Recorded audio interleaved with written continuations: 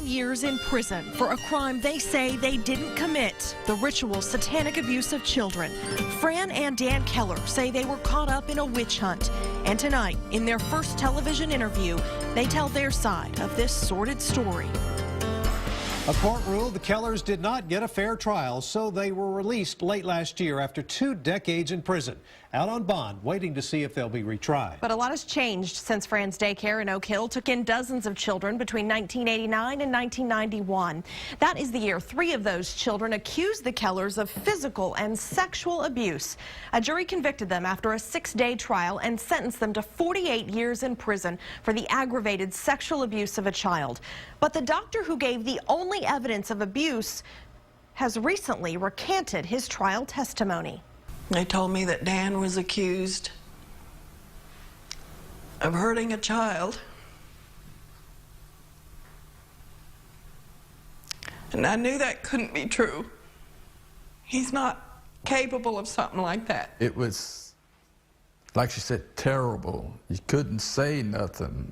I felt like jumping up and saying, look, we didn't do nothing. I didn't think they'd find us guilty, but when they found us guilty, it just, my heart went from here to there. I felt sick. Even in the courtroom, we were going down the stairs and I passed out. This is everybody's nightmare. How anyone can be accused of something so horrible and no, they didn't do it. It's unbelievable. The heartache. It's horrible. And then when you heard that sentence, 48 years. I almost collapsed. It hurt. And then after that, we left the courtroom and going back to the jail in that kind of like a hallway, Fran collapsed. And what really hurt, I couldn't go up to her. They said, get back, get back.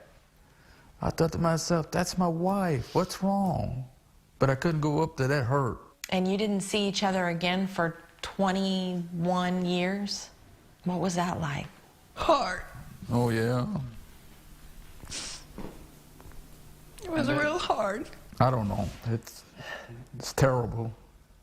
I kept in my heart what she looked like. Tell me what prison was like for you. You try to fit in. You try to get with the strongest groups for protection with this type of crime. It's bad. It's not something I'd wish on anybody, especially if they're innocent. It's hell to go through. Some of the guards, they treated me like trash. One guard said I ought to be locked up and tear gassed every day. What about the moment you found out you were getting out? Big smile. I just smiled all the time. I just kept smiling. And then everybody knew. You're leaving, aren't you? I said, yes, yes. They pointed to me and tears came to my eyes and I was happy. I got out just before him. So what was that like? When you first got out, she was there. Man, I saw Fran and my heart lit up. Are you angry? I'm angry at the judicial system, how people hide evidence, how the juries don't listen, trash science, people that aren't experts, and all this put together. I'm angry at the system. I think it's fair to ask for a normal life because we've been through hell and back, and it's not right. Want it to be over too so we can go on with our lives. Hope it's soon. I hope it's soon. The Kellers divorced in prison, but they say they are still very much together. They are living apart right now as they try to adjust to life after prison. Well, what's happening with the case now? It's still being reviewed by the Court of Criminal Appeals, right? It is, and I reached out to Travis County DA Rosemary Lemberg. She says she cannot comment while it's still in the appeals process, and we don't know when that process will be over. But for a full breakdown of this case and an extended version of our interview with the Kellers, just go to this story. It's in the Investigate section at KXAN.com. Kellers.com. While the Kellers have not been completely cleared yet, we still wanted to know how often people have been exonerated in Texas through an open records request to the state controller's office. We learned in the last 2 decades, Texas has exonerated 94 people and paid out $64.6 million of your tax dollars to exonerees. The majority of those, 36, are from Dallas County.